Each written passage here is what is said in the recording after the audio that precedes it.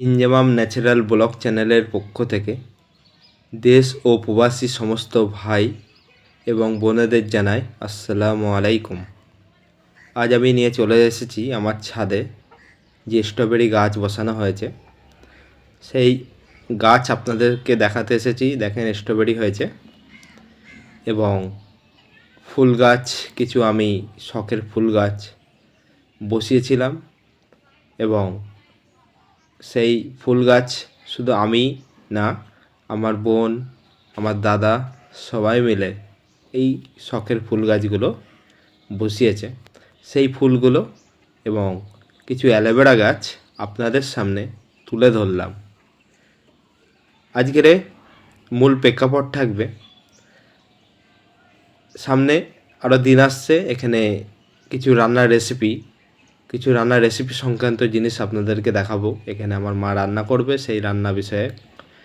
আর এখানে কাঠের জ্বালানি আছে সমস্ত কিছু, এই কাঠের জ্বালানি দিয়েই আমার মা রান্না করে। এবং এখানে শখের কিছু মোরগ এবং মুরগি পোষা হয়েছে।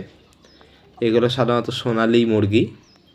তো এই মোরগ আর মুরগি এখানে আরও ছিল, সব বাড়িতে খাওয়ার জন্য, আর বাদবাকি 3টে রয়েছে আর বাকিগুলো শেষ। তো সাধারণত একটু মায়ের হাতে একটু কাজবাজ করে দিই, তারপরে যাব আমার ফার্মে। তো দেখতেই পাচ্ছেন এখানে আমার ফার্মের বাইরে আমার এক চাচা, তিনি ছাগল পালন করে। কত সুন্দর ছাগলগুলো। আর এখানে দেখতে পাচ্ছেন বন্ধুরা, এটি হচ্ছে আমার ফার্মের বাইরের সাইড। এখানে যত নোংরা, মানে গোলের যত নোংরা সমস্ত ওখানে পড়ে। আর এই যে দেখতে পাচ্ছেন আলু ক্ষেত। আর এই চলে আসলাম আমার শখের খামারে। আমার গরুগুলি ওয়েট করছে তাদের খাবার কখন দেব বলে।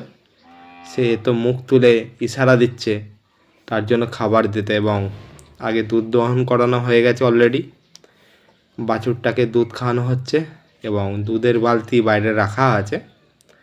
এবং কতটা কী পরিমাণ দুধ হয়েছে সেটা আপনাদের সামনে তুলে ধরবো, দেখতে থাকেন বন্ধুরা। এই যে এখানে সকালবেলায় এমন দুধ হয়েছে, যেহেতু বাছুরের বয়স 10.5 মাস হয়ে গেছে অলরেডি, তাই দুধের পরিমাণ একটু কম হবেই। আর গরু গাভিন আছে, ওর পেটে বাচ্চা আছে, যার কারণে এমনটা হবে প্রত্যেকটা গাভীর ক্ষেত্রে। তো যাই হোক, এইবার আমি আমার গরুকে দানা খাবার খেতে দেবো, কারণ বিকালের জন্য দুধ রেডি হবে। তার শরীরের একটা খাবার দরকার, ক্যালসিয়ামের দরকার। তার জন্য আমি এখানে খাবার রেডি করছি। এবং সেই খাবারে আমি কত পরিমাণ দিয়ে না দেয় আপনারা দেখতেই পাচ্ছেন। 2 কোটো করে, এই কোটে 2 কোটো মানে বিশাল ব্যাপার, অনেকটা করেই খাবার আছে। আর একটা জিনিস মাথায় রাখবেন, খাবার দেওয়ার আগে গাভী কী পরিমাণ দুধ দিচ্ছে না দিচ্ছে সেই একটা আন্দাজে তাকে সেই পরিমাণে ফিড দেবেন। যে অত্যাধিক খাবার দিলে মনে করবেন যে অত্যাধিক দুধ হবে, এটা কখনো হয় না, ঠিক আছে? ওই আশা যদি কেউ ভেবে থাকে তাহলে ভুল।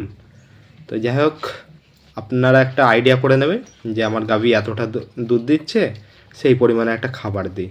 তো বন্ধুরা, দেখা হবে পরের ভিডিওয়। আল্লাহ হাফেজ।